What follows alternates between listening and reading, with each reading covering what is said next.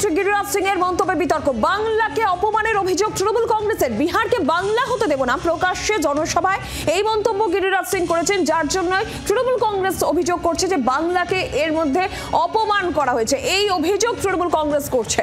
কেন্দ্রমন্ত্রী গিরিরাজ সিং এর মন্তব্যে বিতর্ক।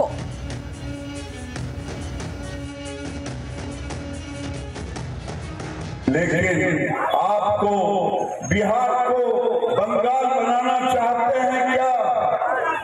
बिहार को बंगाल बनाना चाहते हैं क्या? जो नहीं चाहते हैं अपना हाथ उठाइए। जब नहीं बनाना चाहते हैं, अगर गलती किए तो बिहार बंगाल बनेगा, तुष्टीकरण की पराकाष्ठा होगी। तुष्टीकरण का मतलब आज बंगाल को बांग्लादेश बनाना चाहते हैं लोग, बिहार को बंगाल बनाना चाहते हैं। इसीलिए न विकास होगी और न फिर से कोई काम होगा। আমাদের সঙ্গে এই মুহূর্তে টেলিফোন লাইনে রয়েছেন জয়প্রকাশ মজুমদার। জয়প্রকাশ বাবু, গিরিরাজ সিং তিনি প্রকাশ্যে জনসভায় বলছেন যে বিহারকে তিনি বাংলা হতে দেবেন না। আপনি কিভাবে দেখছেন তার এই মন্তব্য?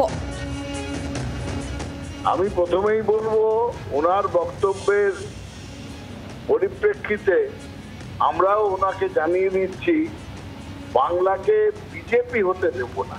উনি যেন কান খুলে শুনে নেন যে বাংলাকে আমরা বিজেপি হতে দেব না, ওটা যেন জেনে নেন। আর ওনার এইসব কথার কোনো গুরুত্ব নেই, কারণ একজন অশিক্ষিত লোক আজে বাজে কথা বলেই তিনি রাজনীতিটা করেন। একটা সময় ভুলে গেছেন যে বাংলা, বিহার, উড়িষ্যা নিয়ে যে রাজ্য ছিল, রাজত্ব ছিল, তার কেন্দ্রবিন্দু ছিল বাংলায়, এবং বাংলাই হচ্ছে এই পূর্ব ভারতের সমস্ত কিছুর কৃষ্টি সংস্কৃতির কেন্দ্র। উনি যেখান থেকে এসছেন সেখানে বিশেষ কোনো কৃষ্টি সংস্কৃতি নেই। সুতরাং আমি আবার বলবো, ওনারা যাই বলুন না কেন, নীতিশ কুমারের হাত ধরে কতদিন টিকবেন, কতদিন এগোবেন সেটা পরে দেখা যাবে, কিন্তু বাংলা বিজেপি হতে দেবে না, বাংলার মানুষ বিজেপিকে গ্রহণ করবে না, এটা যেন জেনে রাখেন। ধন্যবাদ জয়প্রকাশ বাবু।